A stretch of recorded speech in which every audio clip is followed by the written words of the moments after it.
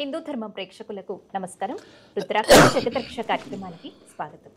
మనకు జాతకపరంగా ఎలాంటి సమస్యలు ఉన్నా, ఎటువంటి వ్యాపార ఆర్థిక సమస్యలతో ఇబ్బందులు పడుతున్నా, ఎలాంటి రుద్రాక్షలు ధరించడం వల్ల శుభ ఫలితాలు కలుగుతాయో వివరించేందుకు మనతో ఉన్నారు ప్రముఖ రుద్రాక్ష నిపుణులు, వేదగణిత శాస్త్రవేత్త, పలు జాతీయ అంతర్జాతీయ అవార్డుల గ్రహీత డాక్టర్ జి పాండురంగారావు గారు. మీకు ఉన్నటువంటి జాతకపరమైన సమస్యలకి ఎలాంటి రుద్రాక్షలు ధరిస్తే మంచిదో పాండురంగారావు గారితో లైవ్లో మాట్లాడి తెలుసుకోవాలి అని అనుకునే వాళ్ళు స్క్రీన్ మీద లైవ్ నెంబర్స్ అవుతున్నాయి. ఈ నెంబర్కి కాల్ చేసి వారితో మాట్లాడి పరిహారాలను తెలుసుకోవచ్చు. నమస్కారం పాండురంగారావు. నమస్కారం అమ్మా. ఓం నమ శివాయ. పాండురంగారావు గారు, మనం ప్రతి ఎపిసోడ్ కూడా చక్కని మోటివేషన్ స్టోరీతో స్టార్ట్ చేస్తాము. ఇవాళ కూడా చెప్పుకుందాం. దానికి ముందు శ్రావణ మాస శుభాకాంక్షలు మన వీక్షకులందరికీ తెలియజేద్దాం. శ్రావణ మాసం అంటే ఐశ్వర్యానికి, భక్తికి సంబంధించింది. ఈశ్వరుడు ఐశ్వర్యాధిపతి, గ్రహాలకి అధిపతి. ఈశ్వరుడికి ఈ శ్రావణ మాసం ఎందుకు అంత అంటే కార్తీకం, శ్రావణం ఈ రెండు ఈశ్వరుడికి ఎందుకు ఇష్టం అంటే, ఈ శ్రావణ మాసంలోనే సతీదేవిని మళ్ళీ తిరిగి పొందుతాడు పార్వతీ రూపంలో. అలాగే ఈ శ్రావణ మాసంలోనే అమృతాన్ని చిలకడం, ఈ శ్రావణ మాసంలోనే బిల్వపత్రాలు పుట్టడం, ఈ శ్రావణ మాసంలోనే లక్ష్మీదేవి పుట్టడం, ఈ అన్ని ఈ శ్రావణ మాసం ఈశ్వరుడికి. అందుకనే లక్ష్మీదేవికి ఐశ్వర్యాన్ని, కుబేరుడికి ఐశ్వర్యాన్ని ఇచ్చేది ఈశ్వరుడే. అంటే మనకి తిరుచిరాపల్లి అని తమిళనాడులో ఒక ఊరిలోని ఐశ్వర్యేశ్వరన్ అని ఒక విగ్రహం ఈశ్వరుడిది 4 చేతులతో ఉంటుంది, ఎక్కడ ఉండదు. ఒక చేత్తో ఐశ్వర్యాన్ని లక్ష్మీదేవికి ఇస్తూ, ఇంకో చేత్తో ధనాన్ని కుబేరుడికి ఇస్తూ ఈశ్వరుడు అక్కడ కనిపిస్తాడు. సో అంటే మెయిన్ ఐశ్వర్యం, ప్రింటింగ్ ప్రెస్ అంతా ఈశ్వరుడే, బ్రాంచ్లు లక్ష్మీదేవి అండ్ కుబేర. సో కాబట్టి ఈ మాసం ఈశ్వరుడికి ఇష్టమైన మాసం. ఈ మాసంలో రుద్రాక్ష ధారణ చేయడం పూర్వజన్మ సుకృతం. ఈ మాసం ఒక అవకాశం రుద్రాక్ష ధారణకి. సరే, కార్యక్రమంలోకి వెళ్ళే కథలోకి వెళదాము. అందరికీ ఈ శ్రావణ మాస శుభాకాంక్షలు తెలియజేస్తూ ఈశ్వర అనుగ్రహం, ఐశ్వర్యము, ఆరోగ్యము కలిగి ఉండాలని కోరుకుంటూ కార్యక్రమంలోకి వెళదాం. ఒక బాగా పెద్ద వ్యాపారస్తుడు, కోటీశ్వరుడు, తన కొడుక్కి పుట్టినరోజు ఫంక్షన్ని చేస్తున్నాడు. అందరూ ధనవంతులందరినీ పిలిచాడు, గొప్పవాళ్ళందరినీ నగరంలో పిలిచాడు, ఇన్వైట్ చేశారు. ఫంక్షన్ బాగా జరుగుతోంది అందరూ. అలాగే తన చిన్ననాటి స్నేహితుడు పేదవాడు, కటిక పేదవాడు, ఏ ఉద్యోగం లేదు, వ్యాపారం లేదు, తనకి పెళ్ళయింది, తనకి కొడుకున్నాడు. సో తనకి భార్య లేదు. సరే, ఒక్కడే కొడుకుని పెంచుకుంటున్నాడు. అందరినీ పిలిచాడు. తన చిన్ననాటి స్నేహితుడిని కూడా పిలుస్తాడు, పేదవాడు అయినప్పటికీ పిలుస్తాడు. పుట్టినరోజుకి రమ్మని. పుట్టినరోజుకి వస్తాడు. పుట్టినరోజుకి వచ్చినప్పుడు మంచి అంగరంగ వైభవంగా పుట్టినరోజు ఫంక్షన్ జరుగుతుంటే మధ్యలో గుర్తిస్తాడు, ఆ వ్యాపారస్తుడి చేతిలో ఉండాల్సిన వజ్రాల పొంగరం లేదు. వజ్రపు ఉంగరం మిస్ అయింది. చాలా ఖరీదైన వజ్రపు ఉంగరం. ఈ వజ్రపు ఉంగరం మిస్ అయింది. అందరికీ తెలియజేస్తే అందరూ కంగారు పడతారు. సరే, అందరినీ చెక్ చేయండి, డోర్లన్నీ క్లోజ్ చేయండి, చాలా విలువైంది కదా, ఇది పోగొట్టుకుంటే కష్టం, నిర్మోహమాటంగా అందరిని అడగండి అని చెప్పేసి అక్కడ ఉన్న వాళ్ళందరూ సలహా ఇస్తారు. సరే, చెక్ చేయండి, ఎవరి దగ్గర ఉందో మొత్తం తనిఖీలు చేయండి, అందరు బాడీ అందరూ బట్టలు అవి చెక్ చేయమంటే అప్పుడు అందరూ ఒప్పుకుంటారు. ఈ పేదవాడు ఎవరైతే స్నేహితుడిగా వచ్చాడో తను ఒప్పుకోడు. నో, నేను తనిఖీకి అంగీకరించాను, నాకు తనిఖీ చేస్తే పుట్టినరోజుకని పిలిచి బర్త్డే అని చెప్పేసి ఇలా అవమానించడం బాగలేదు అని చెప్పి తన స్నేహితుడు చెప్తాడు. అందరూ తను చూస్తారు, ఓహో ఈడే తీశాడు, ఎందుకంటే ఈడు దరిద్రుడు, పేదవాడు, వీడికి ఇది ఒక అవకాశం, ఫస్ట్ టైం ఇలాంటి ఫంక్షన్కి వచ్చాడు, ఈ అవకాశాన్ని ఉపయోగించుకున్నాడు, ఇక డౌట్ లేదు వాడే దొంగోడు అని చెప్పేసి అందరూ అంటారు. ఏమన్నా సరే, మీరు ఎవరు ఏమన్నా, నన్ను ఏం చేసినా నేను మాత్రం తనకి ఒప్పుకోను, తర్వాత మీ ఇష్టం అని చెప్తే సరే, తను చాలా బాధపడతాడు, ఉంగరం పోయిందని తన స్నేహితుడు. పేదవాడని చెప్పేసి ఇంకంతకంటే అవమానించలేడు, తన దగ్గరికి వెళ్ళి చెక్ చేయలేడు. సరే అని చెప్పేసి పార్టీ అయిపోతుంది, వెళ్ళిపోతారు, అందరూ వెళ్ళిపోతారు, వెళ్ళిపోతాడు, మనసు ఇదే చెంది వెళ్ళిపోతాడు. పేదవాడు కూడా వెళ్ళిపోతాడు. వెళ్ళిపోయిన తర్వాత ఇంటికి వెళ్ళిన తర్వాత ధనవంతుడు చూసుకుంటే తన కోటు జేబులో ఉంగరం ఉంటుంది.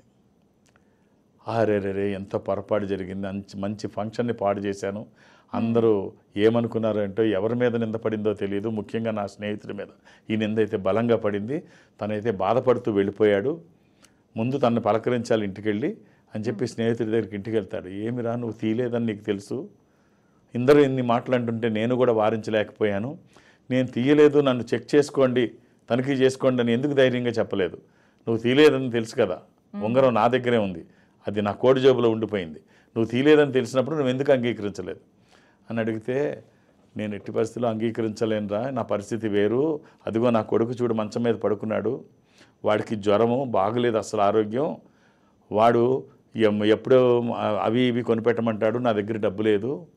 ఈరోజు ఇలా నీ ఫంక్షన్కి వస్తున్నానని వాడికి చెప్పాను. నాన్న అక్కడ వెరైటీ స్వీట్లన్నీ ఉంటాయి, ఒక్క మంచి వెరైటీ స్వీట్ నాకు తీసుకొస్తావా అని అడిగాడు. వాడి కోసం నేను వచ్చిన తర్వాత అక్కడ ఎన్నో రకాల మిఠాయిలు ఉన్నాయి, ఒక మంచి స్వీటు నా కొడుకు ఎప్పుడు చూడండి ఒకటి తీసి నా జేబులో పెట్టుకున్నాను. ఇప్పుడు మీరు ఉంగరం నెపంతో తనిఖీ చేస్తే నా జేబులో ఉన్న స్వీట్ని మీరు గుర్తిస్తారు. స్వీట్ దొంగతనం చేశానని అందరిలో హేళన చేస్తారు. నేను ఎందుకు దొంగతనం చేశానో, ఆ స్వీట్ ఎందుకు తీసుకున్నానో నేను చెప్పాల్సి వస్తుంది. నా కొడుకుని అనవసరంగా మీరు జాలితోనో దొంగగానో చూస్తారు. ఈ చిన్న పనికి అవసరమా, ఏమైతుంది అయింది, నా జోబులోనే అది ఉంటుంది అని చెప్పి నేను చెప్పడానికి ఇష్టపడలేదు. నా కొడుకుని అల్లరి చేయడం నాకు భావ్యంగా అనిపించలేదు. అది విన్న స్నేహితుడు కళ్ళమ్మటి నీళ్లు దార ఆగలేదు. ఈ పరిస్థితిలో ఉన్నావా, కొడుక్కి స్వీటు కూడా కొన్ని ఇవ్వలేని పరిస్థితిలో, మందులు ఇంక నువ్వేమి ఇప్పిస్తావు, వాడికి ఆహారం ఏం పెడతావు, నువ్వేం తింటావు అని చెప్పి చాలా బాధపడిపోయి ఈ రోజు నుంచి వాడి ఖర్చులు, చదువు అన్నీ నేనే చూస్తాను అని చెప్పి అన్ని ఏర్పాట్లు చేసి తినను కూడా తిన ఫ్యాక్టరీలోకే ఉద్యోగానికి తీసుకొని తనకు ఒక స్థానం కల్పించాడు, ఒక మంచి లైఫ్నిచ్చాడు. ఈ కథ మనకి ఏం చెప్తుందంటే, పేదవాళ్ళని చులకనగా చూడకండి, డబ్బు లేకపోతే నిందలన్నీ వాళ్ళ మీదే వేయకండి, డబ్బు లేనంత మాత్రాన వాళ్ళు ఇది లేకుండా ఉంటారు అని చెప్పేసి, వ్యక్తిత్వం లేకుండా ఉంటారని మాత్రం అనుకోవద్దు. ఎవరికి డబ్బుతో కాదు వచ్చేది, అది సంస్కారం అనేది వాళ్ళ పుట్టుకతో వస్తుంది. గుర్తించండి, గౌరవించండి. కాలర్ లైన్లో ఉన్నారండి, మాట్లాడదాం. హలో హలో మేడం, నమస్తే మేడం. నమస్తే అండి, మీ పేరు ఎక్కడి నుంచి కాల్ చేస్తున్నారు? నా పేరు ప్రియాంక మేడం, నెల్లూరు నుంచి కాల్ చేస్తున్నాను మేడం. అమ్మా ఓం నమ శివాయ. ఓం నమ శివాయ. ఏమిటమ్మా?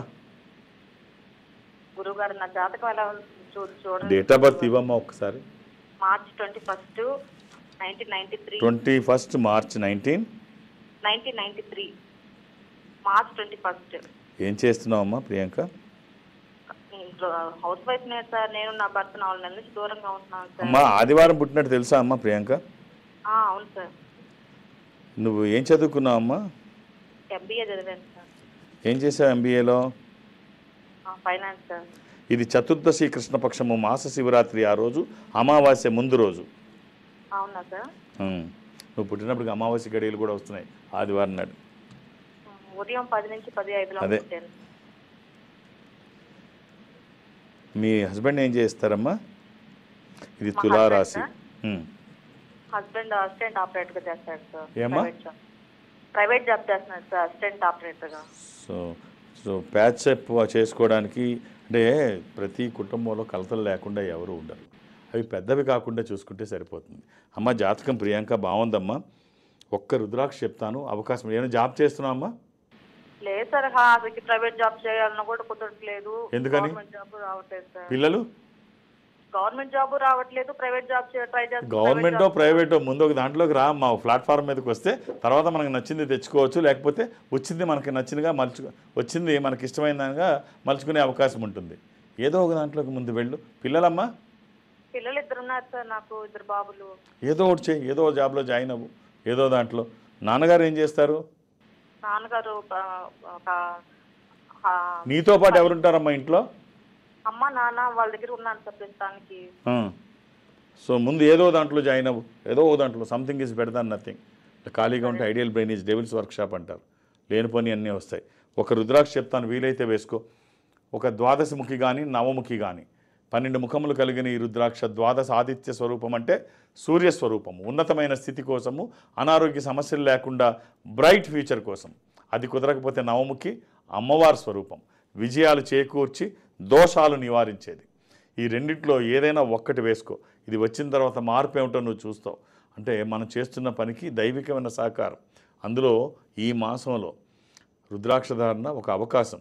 అది ఫలితము ద్విగుణీకృతం, అంటే 2 ఫలితము, 10 ఫలితం కూడా రావచ్చు అంటారు, అంటే 10 ఫలితం కూడా. సో అవకాశం ఉంటే ఒకటి వేసుకో, ఎప్పుడు వేసుకోవచ్చు. 24/7 ఎలాంటి నియమాలు లేవు, శరీరానికి తాకే విధంగా వేసుకో. All the best. మరో కాల్తో మాట్లాడదామండి. హలో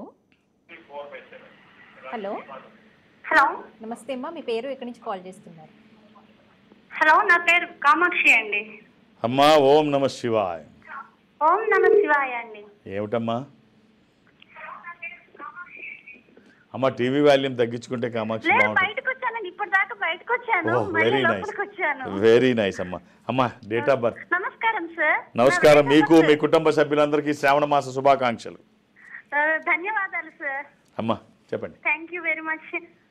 అమ్మా చెప్పండి. Date of birth. 29 date of birth sir. అవును, ఇవ్వమంటారా? డేట్ ఆఫ్ బర్త్ అమ్మా.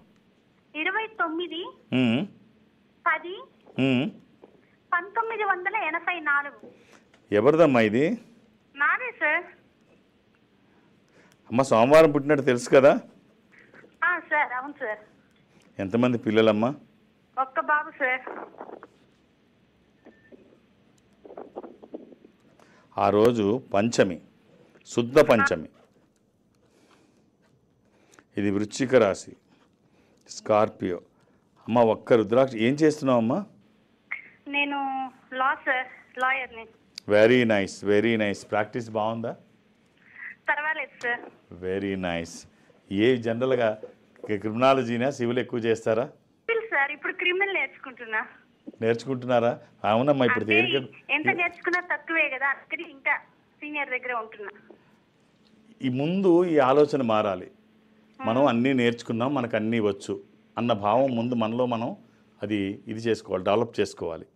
ఇప్పుడు లాలో జనరల్గా ఏముంటుంది అంటే బాగా చదివేసి వెళ్ళి కోర్టులో వాదించడం ఉండదు. ఏదైనా సమస్య వస్తే వెనక బుక్స్ ఉంటే రిఫరెన్స్ అంతే, దానికి సంబంధించిన జడ్జిమెంట్సో లేకపోతే ఆ రిఫరెన్సో చూసుకొని అప్పటికప్పుడు వెళ్ళడం. ఆ బుక్స్ అవి బాగా ఉండాలి, మన మీద మనకు నమ్మకం ఉండాలి, క్లయింట్కి మనం నమ్మకాన్ని కలగజేయాలి. పూర్వం కంటే ఇప్పుడు చక్కగా అంటే మీ దాని గురించి, మీ వృత్తి గురించి నేను మాట్లాడడం అంత బాగోదేమో కానీ పూర్వం కంటే ఇప్పుడు తేలికైపోయింది క్రిమినల్లా. అప్పుడు 511 సెక్షన్లు ఉండేవి ఐపీసీలో, ఇప్పుడు 359 అయ్యాయి. తర్వాత సిఆర్పిసి కూడా చాలా మార్పులు వచ్చాయి, ఎవిడెన్స్ కూడా చాలా మారిపోయింది. అవునమ్మా? అవును సార్. అవును, చాలా ఈజీ. అవును, సిఆర్పిసి మారింది, ఎవిడెన్స్ యాక్ట్ మారిపోయింది, ఐపీసీలో సెక్షన్స్ అన్ని తగ్గిపోయినాయి బాగా. 511 359 అయ్యాయి, పేర్లు మారిపోయాయి, అన్నీ మారిపోయాయి కదా. అవును సార్. సో మనకు అన్నీ వచ్చు, మనం చేయగలం అనుకో అంతే.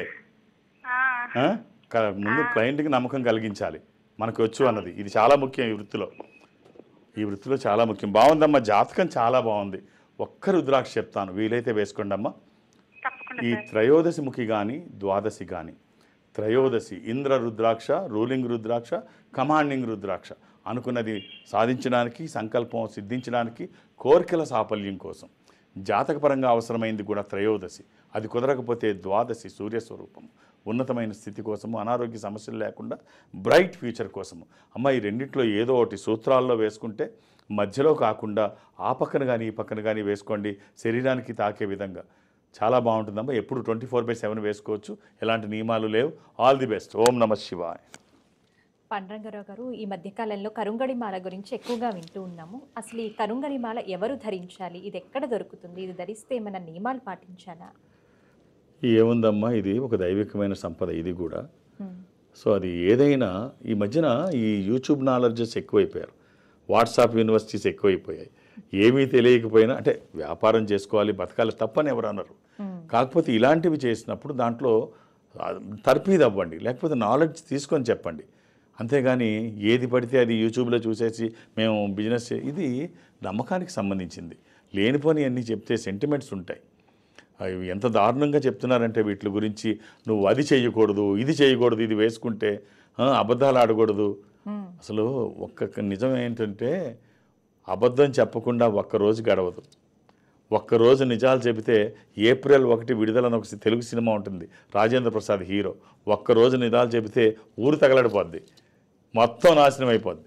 సో అందుకనే భతృహరి కూడా వారి జాక్షులందు వైవాహికములందు ప్రాణవిత్త మానభంగమందు అబద్ధం చెప్పాలంటాడు. ధర్మరాజు అంతటి వాడే లేకుండా ఉండదు. అంటే మన జీవితంలో ఇన్ని రిస్ట్రిక్షన్స్ పెట్టుకోకూడదు. ఆచరణ యోగ్యము కానిదేది ఆచారము కాదు, ఆచరించగలిగేది మాత్రమే ఆచారము. సో ఈ దైవికమైనటువన్నీ కూడా మన ఎదుగుదలకి మనకు ఒక సపోర్ట్గా ఉండాలి తప్ప మనల్ని భయపెట్టడానికో మనల్ని అన్నిటికీ దూరం చేయడానికో కాదు. ఇది ఒక సపోర్ట్. ఈ కరంగలి కూడా ఇది పాతాళ మురుగన్ సుబ్రహ్మణ్య స్వామికి పాతాళ శంభు మురుగన్ అని ఒక దేవాలయం తమిళనాడులో ఉంది. ఆయనకి ఇష్టమైన మాలల్లో ఇది కరంగలి. కరంగలి అంటే బ్లాక్ ఎబోని. దీన్ని మనం తెలుగులో నల్ల తుమ్మ, ఇది బరువుగా ఉంటుంది, చాలామంది తేలిగ్గా ఉంటుంది అనుకుంటారు, కాదు నల్లతొమ్మ చాలా బరువుగా ఉంటుంది. ఇది తెలియక చాలామంది ఏం చెప్తారంటే ఈ కరంగలి అంటే ఇది సెమీ వృక్షం అని కొంటారు. ఇది 150 సంవత్సరాల భూమిలో నుంచి వస్తుంది, ఆ తర్వాత ఒక 50 ఏళ్ళ తర్వాత మధ్యలో మొవ్వు వస్తుంది, అది పక్కన పడిపోయి 50 ఏళ్ళు పక్కన పెడితే మధ్యలో నుంచి వచ్చేదే కరంగలి. ఇవన్నీ అబద్ధాలు, ఇవన్నీ నమ్మకండి. మీరు గూగుల్ చేస్తే ఇది బ్లాక్ ఎబోని, నల్ల తుమ్మ, దిష్టి దోషాలకి బాగుంటుంది. ఇది వేసుకునేటప్పుడు మంచిదే, మీరు ఎలా అన్నా వేసుకోండి. మీ శరీరంలో భాగం, ఎలాంటి నియమాలు లేవు, ఎప్పుడూ వేసుకోవచ్చు. కాకపోతే ఎలా పడితే అలా వేసుకునేదానికంటే మేరువుగా ఏదన్నా ఒకటి వేసుకోండి. అంటే పెద్దది ఒకటి ఉండాలి. 54 మీరు 108 మీరు వేసుకుంటే నాభి దాటకుండా వేసుకోండి, బొడ్డు దాటకుండా. తర్వాత మేరువు ఖచ్చితంగా అవసరం, అంటే అది రుద్రాక్షగా వేసుకోండి. ఈ కరంగలిలో రుద్రాక్ష మేరు, ఏదో మేరు ఉండాలి. లాకెట్టో రుద్రాక్షో మేరుగా, లాకెట్ కానీ రుద్రాక్ష కానీ. మనం ఈవెన్ ఒక గ్రూప్ డిస్కషన్లో కూడా పెద్ద తలకాయ లేకపోతే ఎద్దు తలకాయనన్నా పెట్టమన్నారు. అప్పుడు కానీ దానికి పరిపూర్ణత్వం రాదు. మీరు ఊరికే మాల వేసుకుంటే ఎలాగా, జపం చేసినప్పుడు కూడా ఆ జపమాలని మేరువు పెట్టుకొని జపం చేస్తాం. మేరు అది దాటి వెళ్లకుండా అక్కడ తిప్పి చేసుకోవడం కోసం. సో అలా లేకుండా వేసుకుంటే కష్టం. మీరు ఎలా పడితే అలా వేసుకునే దానికంటే ఒక నిష్ణాతుల సలహా తీసుకోండి, అలా వేసుకోండి. ఎప్పుడూ వేసుకోండి, ఎలాంటి నియమాలు ఏమీ ఉండవు. ఇది ఒరిజినల్ వేసుకోండి. ఇప్పుడు ఈ సంస్థ ఉంది, నేనున్న సంస్థ ఉంది, ఇది 33 సంవత్సరాల నుంచి ఉంది.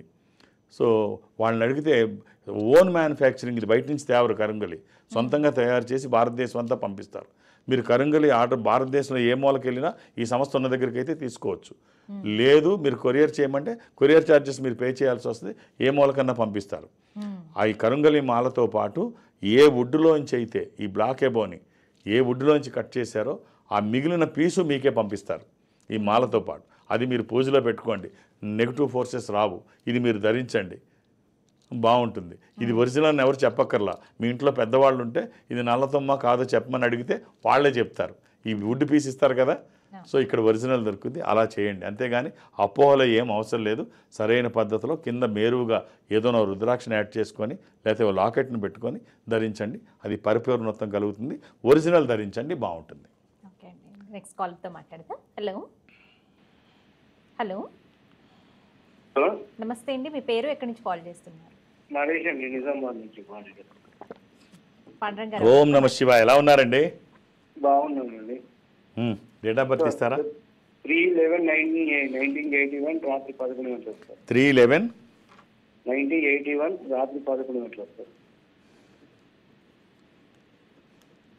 మంగళవారం నాడు రాత్రి ఏం చేస్తున్నారండి? మొన్నటిదాకా 4 years బ్యాక్ జాబ్ అయిందండి. ఇది సప్తమి, శుక్లపక్షము, శుద్ధ సప్తమి, ఇది మకర రాశి. ఏం జాబ్ చేసేవారు? ఈనాడు ప్రెస్లో చేశాను. ఇప్పుడేం చేస్తున్నారు? అయితే ఇప్పుడు ఫైనాన్స్ డైలీ ఫైనాన్స్ ఇస్తున్నాను, ఇంట్రెస్ట్ ఇస్తున్నాను. ఇది కాకుండా ఇంకేమైనా చేస్తారా? అది కొంతసేపే ఉంటుందిగా కలెక్షన్, ఏ సాయంత్రం పూట కలెక్షన్ ఉంటుంది. మరి పొద్దు నుంచి ఏం చేస్తారు? పొద్దున కూడా కొన్ని ఉంటాయి, సాయంత్రం కొన్ని ఉంటాయి. పొద్దున ఒక 10 ఉంటాయి, సాయంత్రం ఒక 15-20 ఉంటాయి. అదే ఇంకేదైనా చూడండి, అది కేవలం చాలా చిన్న పని కదా. అవునవును. ఇంకేదైనా చూడండి. ఈరోజు ఉన్న పరిస్థితుల్లో మల్టిపుల్ ఇన్కమ్ సోర్సెస్ ఉండాలి, ఒకటే ఉంటే కుదరదు. ఒకటి మనం కష్టపడితే ఒకటి మనం కష్టపడితే. 20 సంవత్సరాలు ఈనాడులోనే చేసినా దేని గురించి అనుభవం లేక ఇది చేస్తుంటాం. ఇది చాలా మీరు గుర్తించాల్సినటువంటి లోపం. అనుభవం లేకపోతే చాలా ప్రమాదం అండి. అనుభవం లేకపోతే ఏ పని చేయడానికైనా అనుభవం లేకపోతే చేయకూడదు. అనుభవం లేకపోతే మానేయమన్న ఉద్దేశం కాదు. ఎక్స్పీరియన్స్ లేకపోతే అప్రెంటిస్గా పని చేయండి.